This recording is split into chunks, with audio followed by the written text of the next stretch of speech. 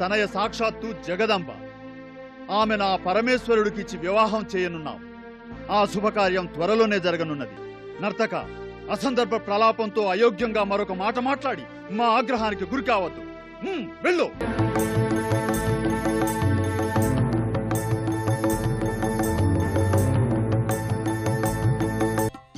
భక్తులకు, మాపై అనురక్తులకే గాని మా లీలా వినోదాలు అన్యులకు సామాన్యులకు అర్థం కావు. ఆ నర్తకుడి రూపాన మా లీలా ప్రదర్శనను మాకు కాబోయే మామ హిమవంతుడు గ్రహించక ప్రవర్తించిన మాపై గల భక్తి ప్రపత్తులను లోకవిదితం కావించాడు. అదే కదా మేం ఆశించింది. హిమవంతుడు శివనింద వినాలి. తన గాఢ నిశ్చయంలో కొంత మార్పు రావాలి. తమరే అందుకు పూనుకోవాలి. ఒక పరి శైవరూపంతో సమ్మోహపరిచి సంభ్రమపరిచి సంతోషపరిచారు. ఇంకొక పరి బాగున్నది బాగున్నది. మరొక లీలా ప్రదర్శన.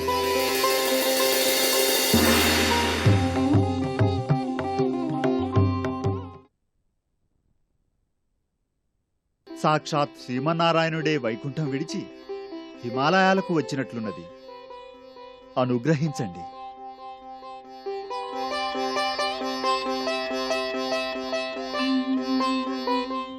స్వాగతం సాధుపుంగవ, స్వాగతం.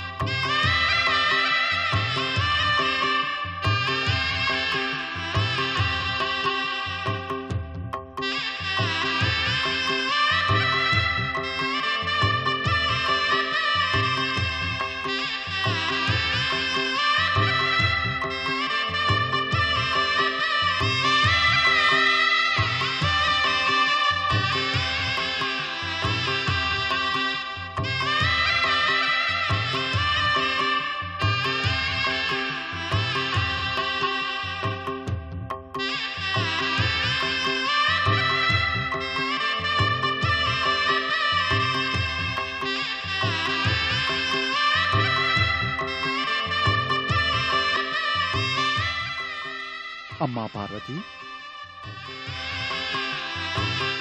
నారాయణ కరుణాకటాక్ష సిద్ధిరస్తు. మహానుభావ, తమ రాకతో తరించాం, తమ దీవెనలతో తరిస్తున్నాం. తమ ఆతిథ్యంతో మమ్ము తరించనివ్వండి. సర్వం శ్రీమన్నారాయణ సంకల్పం.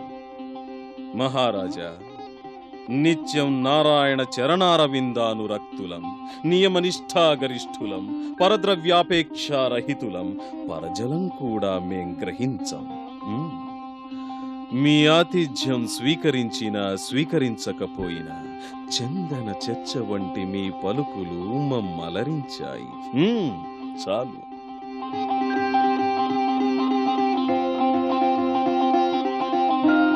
స్వామి, మీకు చెప్పగలవారము కాము. ఎందుండి ఎందుకెగుతున్నారో కాని మా మందిరానికి వచ్చి మమ్మల్ని పావనం చేశారు. తమ రాకకు కారణం తెలుసుకోవాలనున్నది. హిమవంత, నీ మందిరాన త్వరలో మంగళవాద్యాలు మోగనున్నాయని, కన్యాదాన ఫలంగా నీవు తరించనున్నావని తెలిసి నీకొక హితోక్తి ఉపదేశించాలని వచ్చాం. సెలవీయండి స్వామి. మేము వీరవైష్ణవాచారులు, నీవు విష్ణువంశ సంభూతుడి.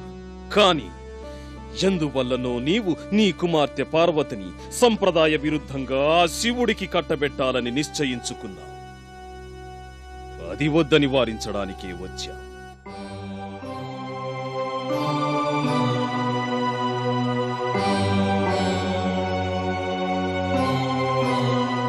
కోరి మహేశ్వరుడు నా కుమార్తెను వరించాడు.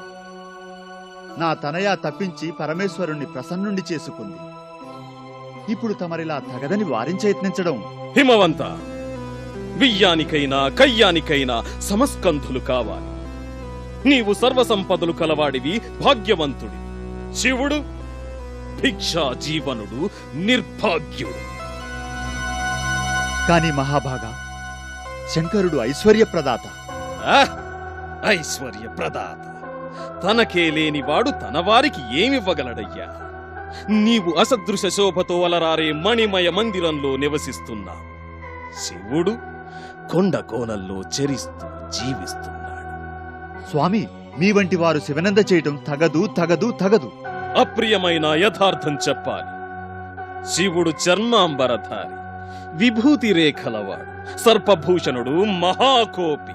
అలిగితే మూడవ కన్ను తెరిచి దహిస్తాడు. ఎందని చెప్పను, అన్ని అవలక్షణాలు. సర్వం నిర్ణయమయ్యాక ఎలా అని ఆలోచించవద్దు. శివుడు తనంతట తానుగా వచ్చి కన్యనిమ్మని నిన్నర్థించలేదు. నీ కుమార్తె మనసు నీవు గ్రహించి ఆమె ఇష్టాన్ని నీ ఇష్టంగా మలుచుకున్నావు, నీ వారితో నిశ్చయించావు. విరమించడం దోషం కాదు, ద్రోహం కాదు. మాననీయ, అభ్యాగతివని వైష్ణవ తేజం ఉట్టిపడుతున్నదని ఆదరించినందుకు హద్దు మీరి హితవు చెబుతున్నారు. నిష్కారణ శివనింద చేస్తున్నారు. ఇది పాపం. అది వినటం కూడా దోషమే. ఇక మీ ప్రసంగం చాలించండి. నగాధిరాజా, నీవు వైష్ణవుడివి, నేను వీర వైష్ణవుడివి. ఆత్మీయతా భావంతో నిన్ను హెచ్చరించడానికి వచ్చాను. అది నీకు నచ్చడం లేదు. అమ్మా మేనకాదేవి, నీవైనా యుక్తియుక్తంగా ఆలోచించు. కన్న తల్లి కోరవలసింది కన్న కూతురి సౌభాగ్యాన్ని, సంపదలతో తులతూగడాన్నే గాని నిర్భాగ్యురాలిగా నిలకడలేని వానితో మనుగడ సాగించడాన్ని కాదు. శివుడు సంచార జీవనుడు. నా అనువారు గాని, నాది అన్నది గాని అణుమాత్రమైనా లేని ఆది భిక్షకు. తోడు నీడాలేని ఒంటరివాడు, ముక్కంటి ముక్కోపి. ఆ నిప్పు కంటి వానితో వియ్యం, నిప్పుతో చెలగాటవి. నీవైనా నీ భర్తకు, నీ గారాల పట్టికి హితవు చెప్పి ఈ ప్రయత్నాన్నే విరమింపజేసి జరగబోతున్న వైష్ణవ అపచారాన్ని, అపరాధాన్ని నిలువరించు. కాదు కూడదని మీ దంపతులు ఈ వివాహాన్ని తలపెట్టిన అది సాటి వైష్ణవలోకానికి ఆగ్రహాన్ని రప్పించగలదు. తోటి వైష్ణవులు వీర వైష్ణవ ధర్మాన్ని అనుసరించి రాజకుటుంబాన్ని, కుటుంబీకులను చిన్న చూపు చూడగలరు. ఆపై సర్వులు నారాయణాగ్రహానికి గురి కాగలరు. ఇది మా మందలింపు, మా హెచ్చరిక.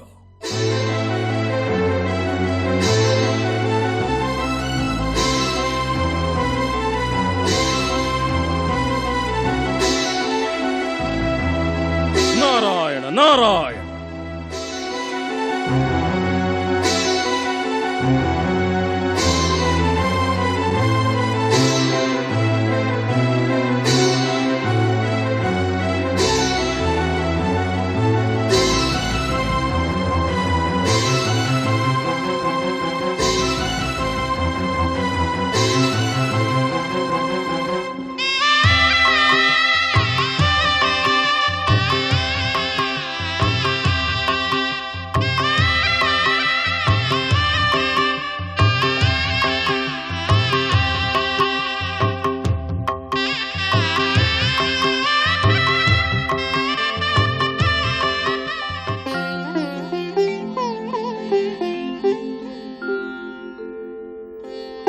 స్వామి, వివాహం 1000 ఏళ్ల పంట.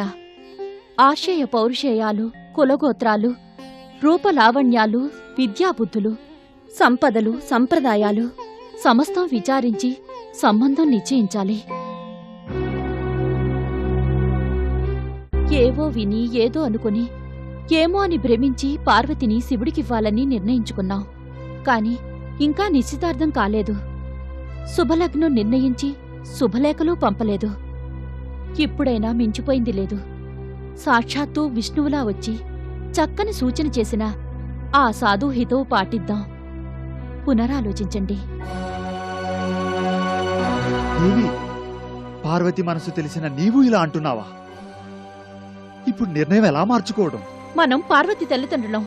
మనకన్నా మన కుమార్తెకు తన బాగోగులు తెలియవు. ఏది ఏమైనా ఈ సంబంధం వద్దు. మేనకాదేవి,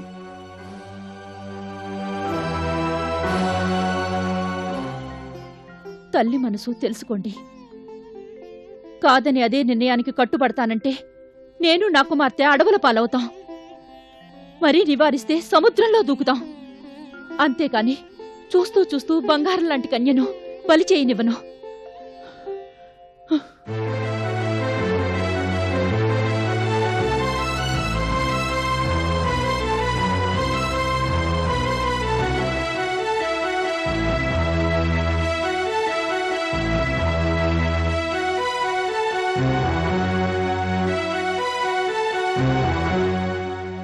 నాయనా హిమవంత,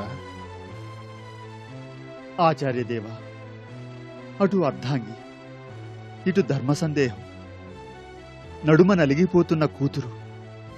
కిం కర్తవ్యం? సర్వం ఈశ్వరేచ్ఛ. ఆయన లీలలు అనంతం. మనం కేవలం నిమిత్తమాత్రులం. కాలగతి తెలియక కలవరపడుతున్నాం. అన్నిటికీ ఆ పరమేశ్వరుడే ఉన్నాడు. తన వివాహం ఎలా జరిపించుకోదలిచాడో అలాగే కాని. హర హర మహాదేవ్. హర హర మహాదేవ్.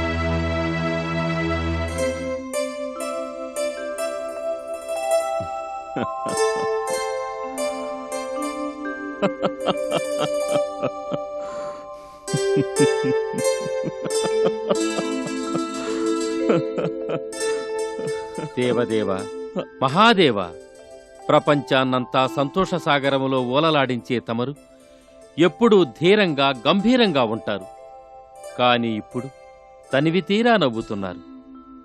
దాసుడికి కారణం తెలియచేస్తే ఆనందిస్తాను. సెలవివ్వండి స్వామి. నంది, నా లీలలు అపూర్వం, అనంతం. సర్వులు శివమాయా మోహితులై వర్తిస్తూ ఉంటే చూసి ఆనందిస్తాను నేను. అవును తండ్రి, దక్షయజ్ఞ వేళలో సకల దేవతలు తమ మాయా ప్రభావితులయ్యారు, భంగపడ్డారు. హిమవంతుడు విష్ణువంశ సంభూతుడు. అతని కుమార్తె పార్వతీ విష్ణువంశ సంభూతురాలి. కాని నేను వీరవైష్ణవ రూపంలో వెళ్లి శివ తిరస్కారం చేస్తే వారు అంతరార్థం గ్రహించలేకపోయారు. ప్రభు దయామయ, తమ లీలలు అగమ్యగోచరాలు. తమరై తత్వం తెలియజేయకపోతే అది ఎవరికైననూ అసాధ్యమే. పార్వతిని నాకే ఇచ్చి వివాహం జరిపిస్తానని ప్రతినపూనాడు హిమవంతుడు. కాని ఇప్పుడు అతడి అర్ధాంగి మేనక అందుకు అంగీకరించడం లేదు. కాదు కూడదని హిమవంతుడు పూనితే తనుత్యాగానికి సిద్ధపడింది మేనక. ప్రభు, ఇప్పుడెలా? ఉత్తర దక్షిణాల్లా వాళ్ళుంటే సమరసభావం ఎలా సాధ్యం? వివాహం జరిగేదెలా తండ్రి? అది ఒక లీలలా నిర్వహిస్తాను నంది. సప్తర్షులు హిమవంతుడి సంశయం తీరుస్తారు. అరుంధతి దేవి మేనక సందేహాలను నివృత్తి చేయగలదు. మహాభాగులారా, నేటికి నా గృహస్థాశ్రమ జీవితం ధన్యమైంది. ఆసీనులు కండు.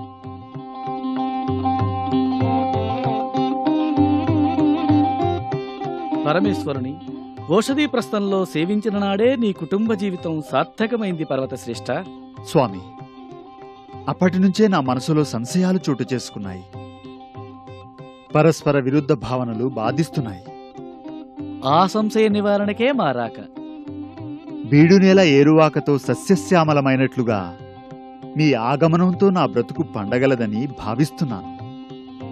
అడగరాదు, కాని ఆత్రం అణుచుకోలేక అర్థిస్తున్నాను. తమ దివ్య పదస్పర్శతో మా ఔషధీ నగరాన్ని పావనం చేసిన కారణాన్ని తెలియకోరుతున్నాను. అవును, మహామహితాత్ములు మహిమాన్వితులు అయిన సప్తర్షి మండలం మా హిమవన్నగాదిరాజు చెంతకు కదలి వచ్చిందంటే తగిన కారణం ఉండి ఉండకపోదు. తమ రాక మాకు అత్యంత ఆనందదాయకం. కారణాన్ని వివరించి మా ఆనందాన్ని ద్విగుణీకృతం చేయండి.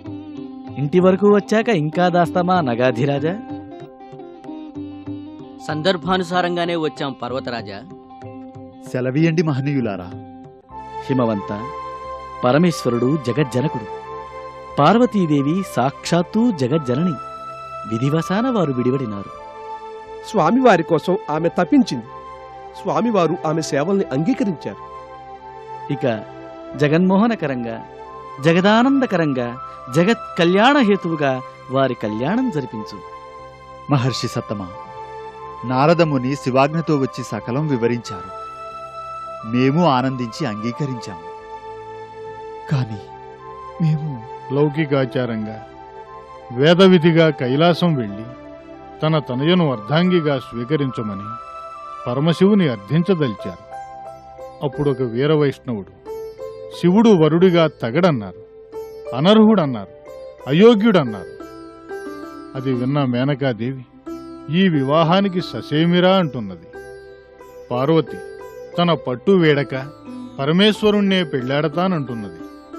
అటు అర్ధాంగిని నిరాదరించలేక, ఇటు కూతురు నిర్ణయం త్రోసిరాజనలేక నడుమ నేను నలిగిపోతున్నాను మహర్షులారా. హిమవంత, ఆవంతైనా నీకు అభ్యంతరం లేదు కదా? లేదు. అడ్డంకి మేనకాదేవి అభ్యంతరమే కదా? అవును. ఆ కార్యం చక్కదిద్దడానికే అరుంధతీదేవి మేనకాదేవి మందిరం చేరింది. సర్వం శివకరుణ, విష్ణువు కటాక్షం. ఏమి కానున్నదో. అంతా శుభమే జరుగుతుందిలే.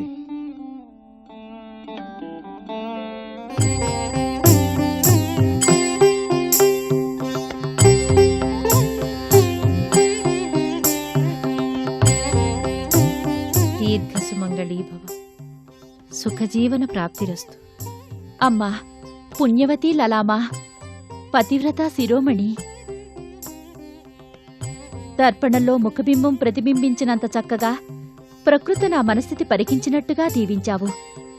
గతాగత వర్తమానం తెలిసినట్టుగా శుభాకాంక్ష వ్యక్తీకరించావు. కృతార్థురాల్ని తల్లి.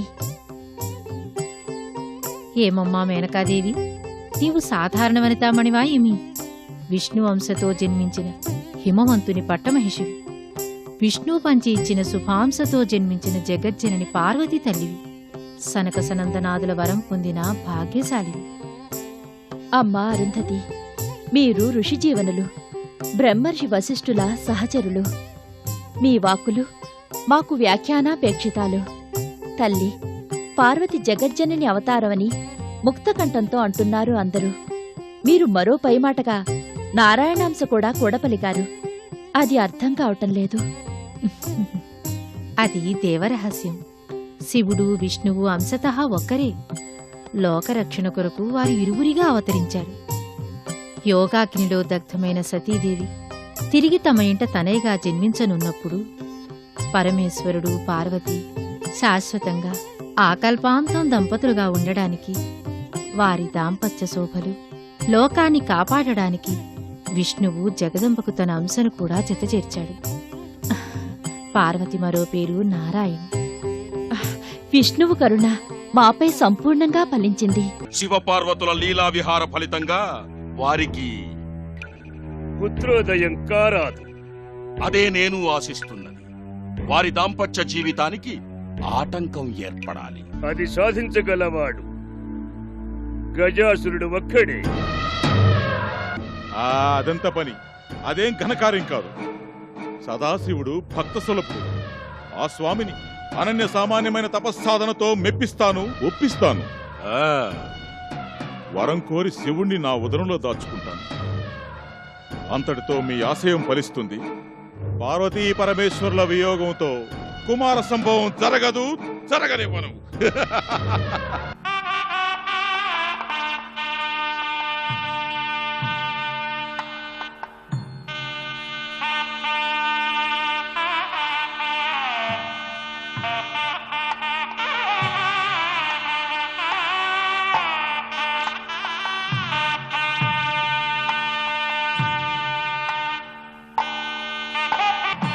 హర హర